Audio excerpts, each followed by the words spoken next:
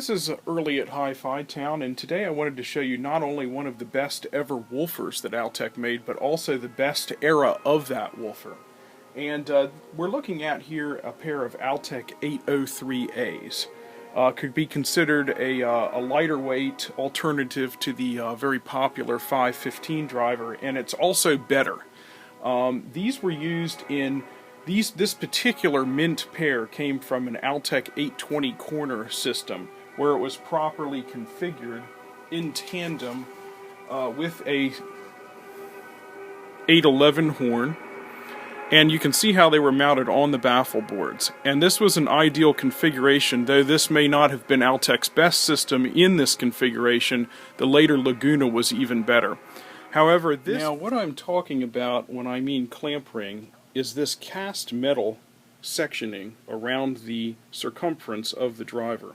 And we can see it better here when we take a look at the back side, and we can see that it's a clamp system that holds the edge of the cone in, which makes it very easy to align, relatively speaking, compared to traditional Altec accordion edges. Also, we want to look at the very early Lansing style cone with really only a single center roll. And these are all original cones we're looking at here. And that's, you know, some of the features of these early 803As are what make them such excellent drivers. They're highly efficient. And we're also looking at original 16 ohm coils in this pair. And this is a factory matched pair, which that also makes these somewhat unusual. We're gonna pan over here and look at the stamp that Altec did, which was number 3, 1956. And if we were to look on the back side of this unit here, we would see number 2, 1956. Meaning these are a factory matched pair because of the installation that they came from.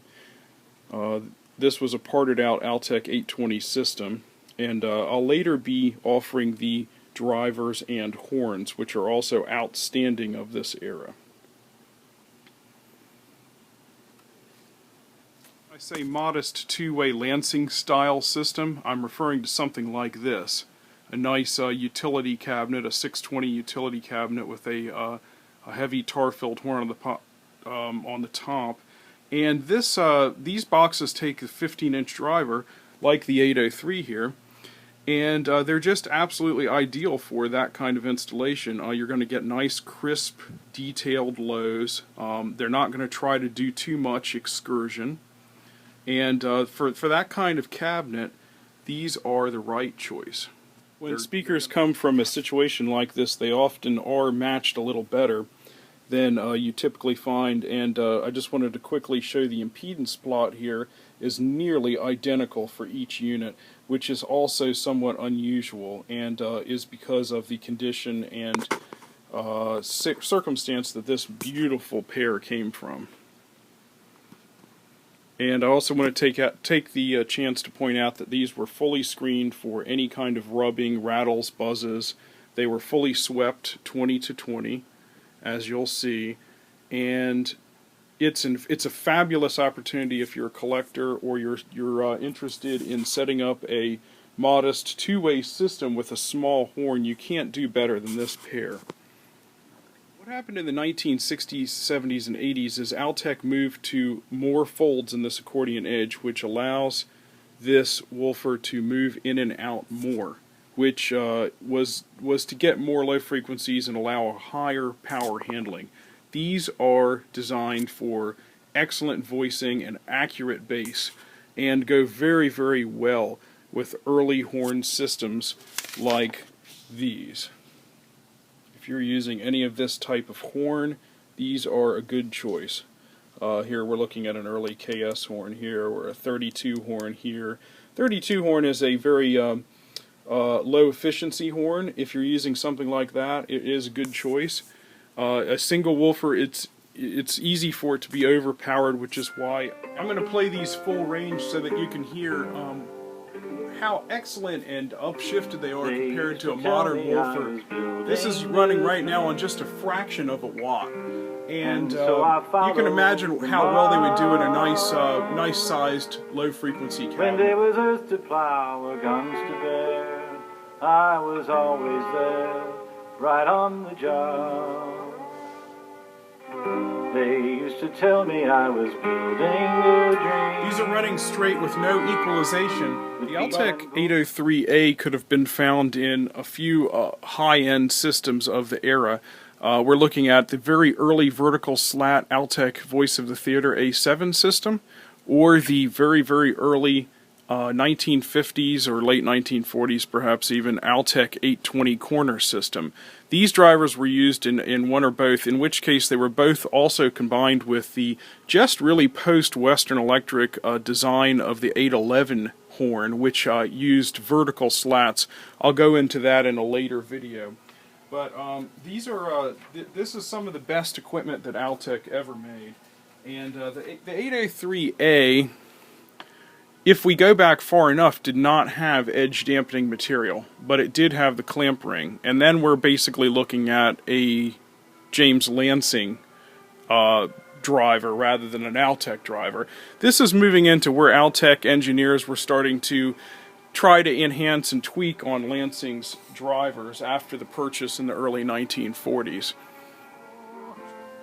Now we'll take a quick look at the original suspension of the 803A clamp ring version. As you can see, nice and level, horizontal plane, and all original, no evidence of any kind of reconing.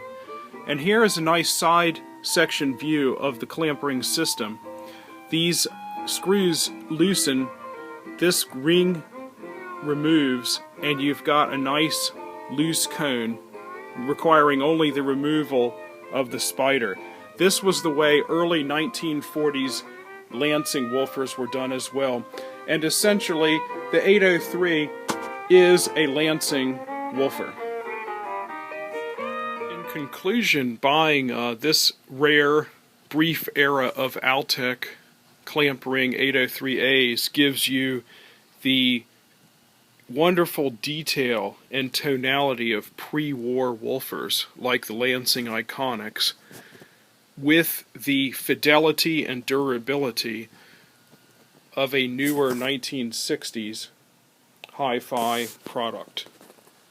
That makes it an exceptional choice if you're looking to pair up a nice two-way or three-way system with low-power tube watts. Nicely matched. When there was earth to plow or guns to bear, I was always there, right on the job. They used to tell me I was building. That concludes the examination of this beautiful pair of Altec 803As, all original with 16 ohm coils. If you need a pair like this, I urge you to buy them. I don't think you'll find a nicer pair anywhere. Once I built a railroad, made it run, made it race against time. Once I built a railroad, now it's done. Brother, can you spare